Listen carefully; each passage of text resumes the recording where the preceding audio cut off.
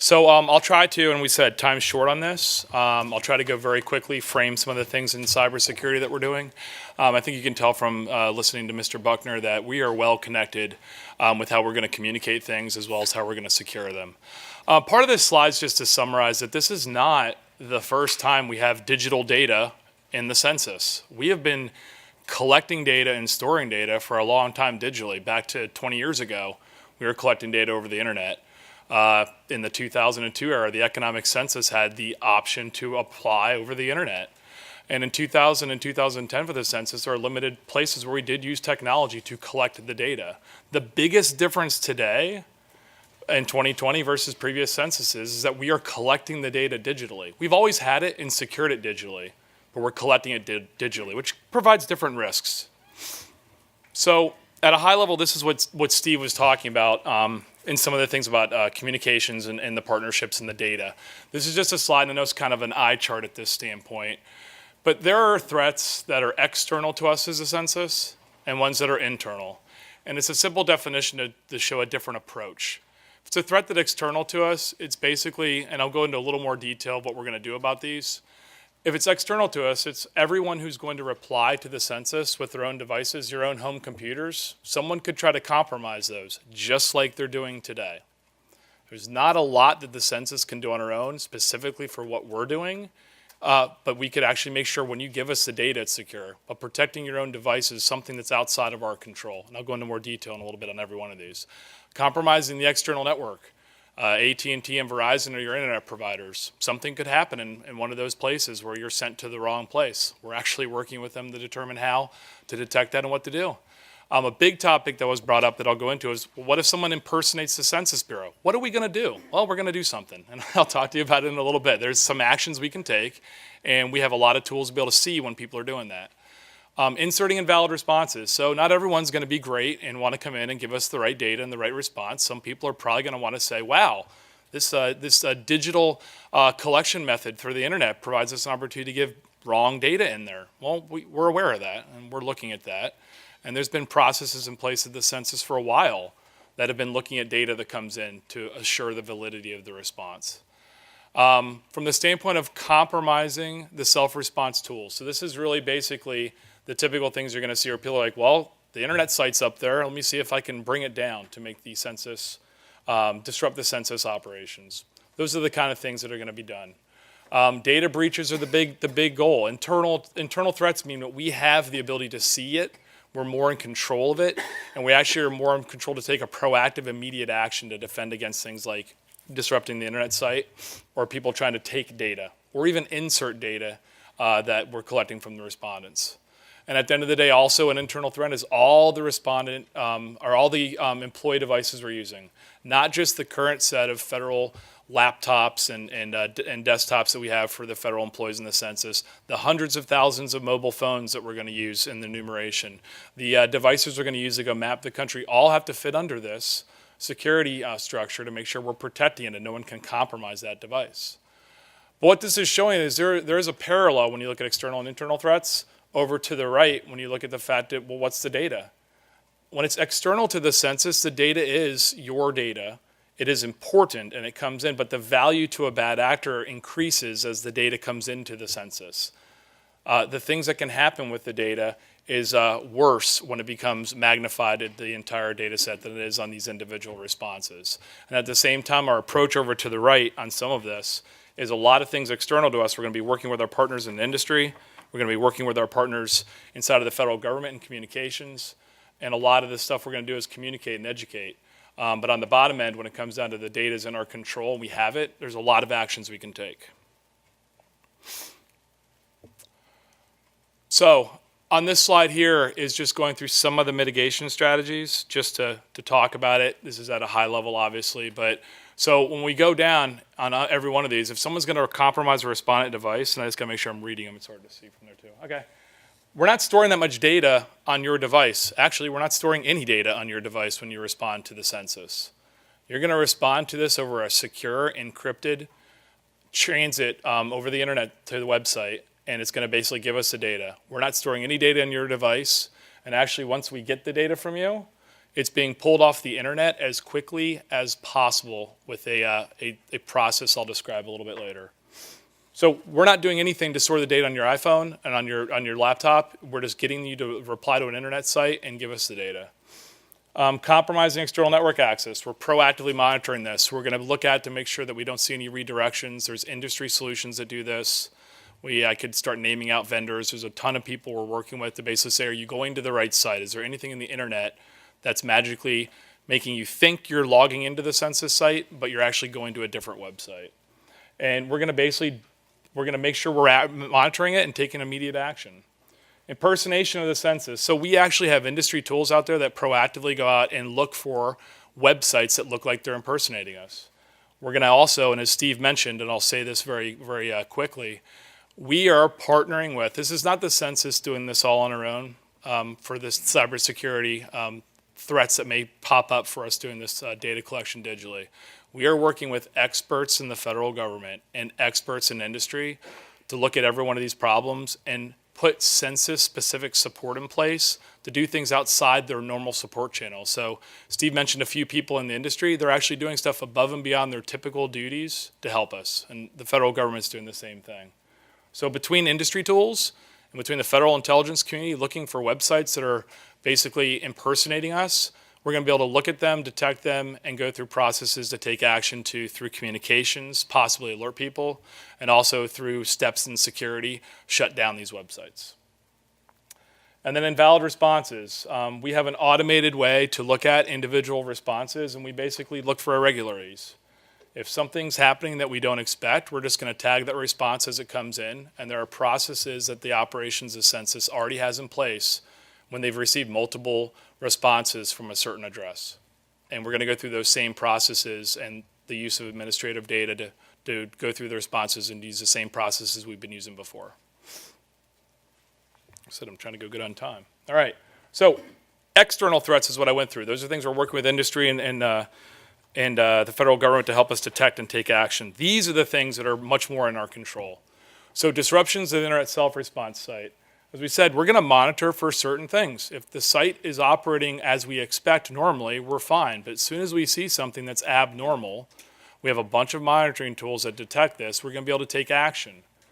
We're going to basically look for robots and malicious traffic. We're using things like CAPTCHA. It's a typical thing for you to go through when you go through a website and look at a picture and you click on what part of the picture has the front of the office, which part is a street sign. It's the same kind of methodologies and technologies people have used for a while. All those kind of standard things you expect are in place.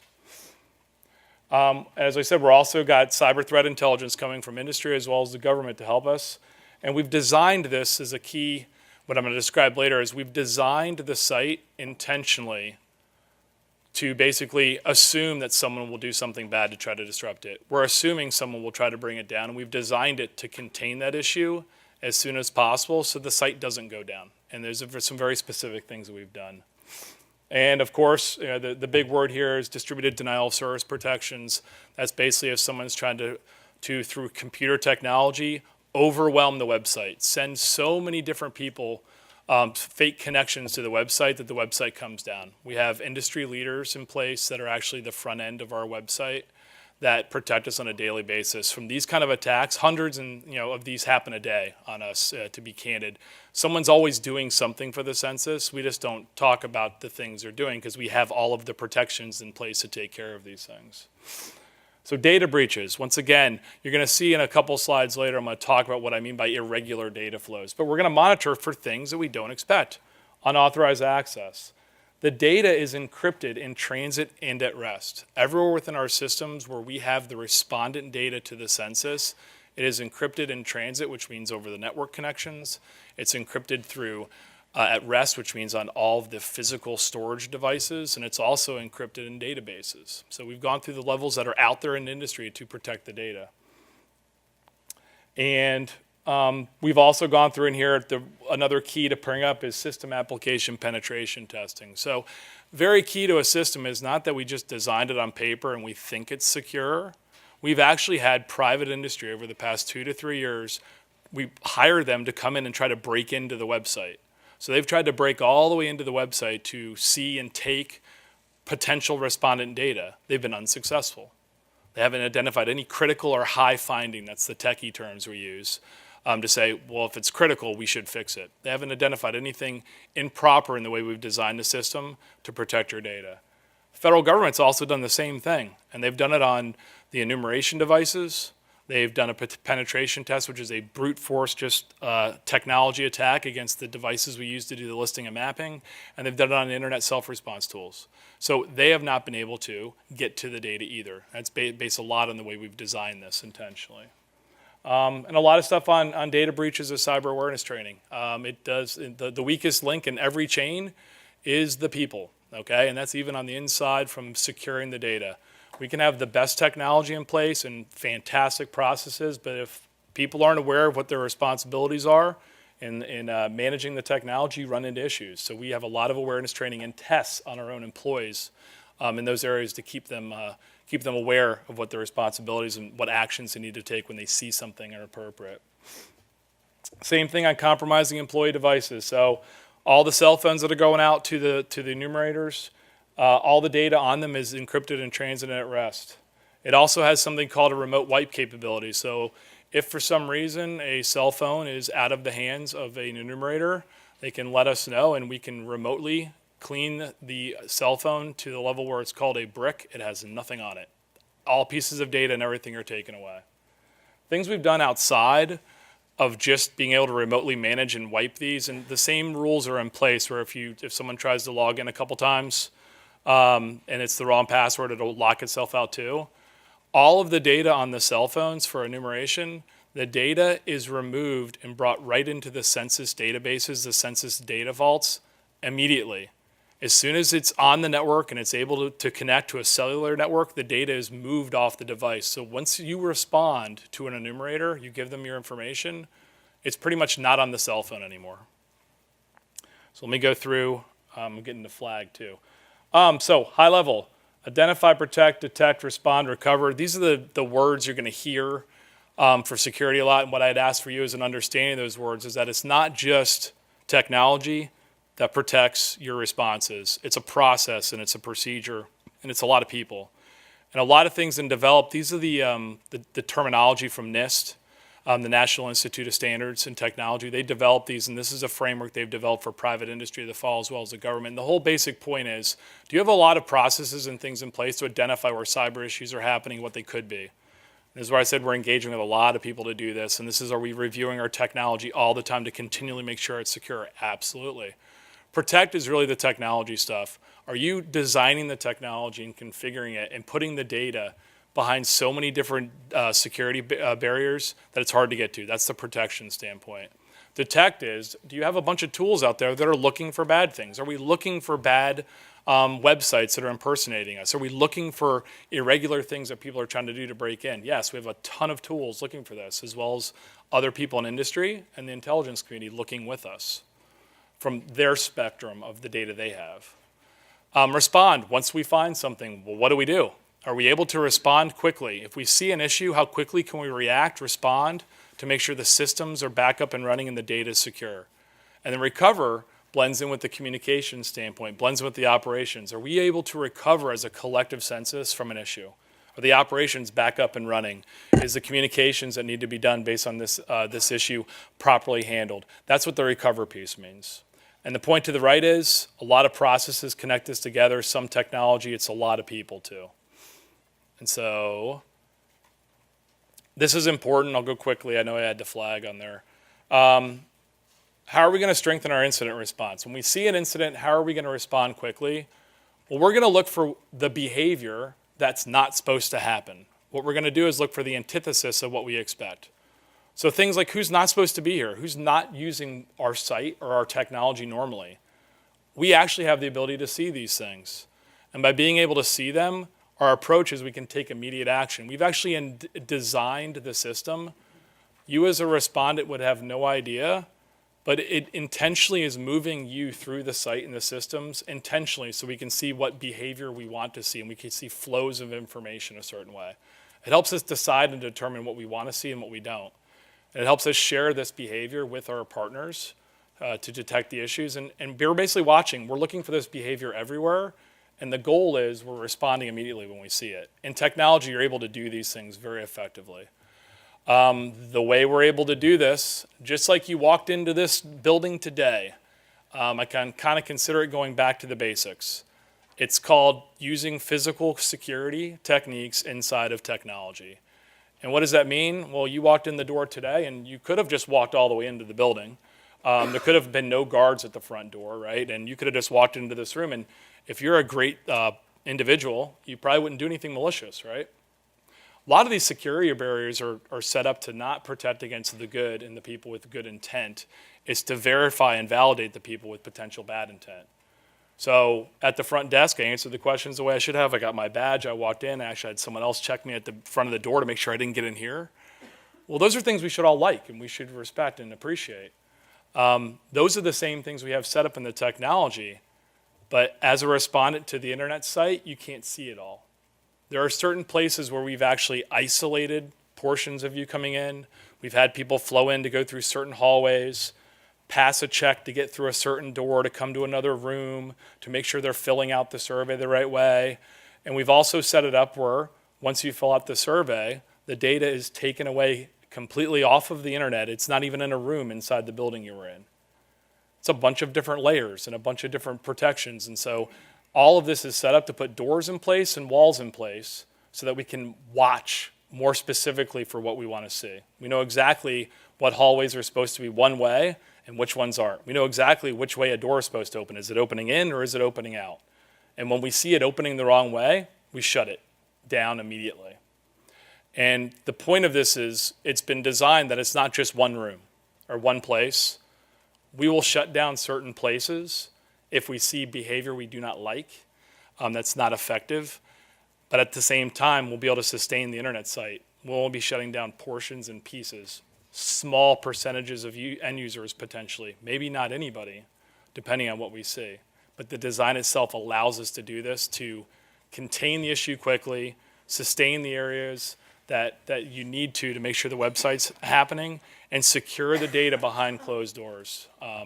It's an important concept. Last slide.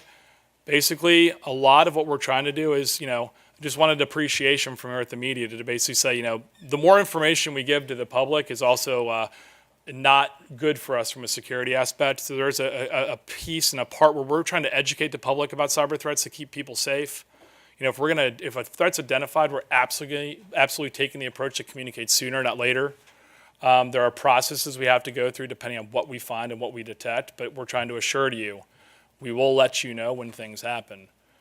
From the standpoint of reducing insights of bad actors, the more we tell people, the more the bad actors have to step up to go, I know what to do now. I know some kind of bad behavior Kevin and the rest of the census is looking for. That's counterproductive. So it's just an appreciation that everyone realizes we're trying to limit that type of information to keep things safe and sound. And when we find things that are inappropriate or happening bad, I'm committed to protect the data of the respondents first, and then make sure you can continue to respond second. And by containing the issues, I think we can do both very equally in a good balance.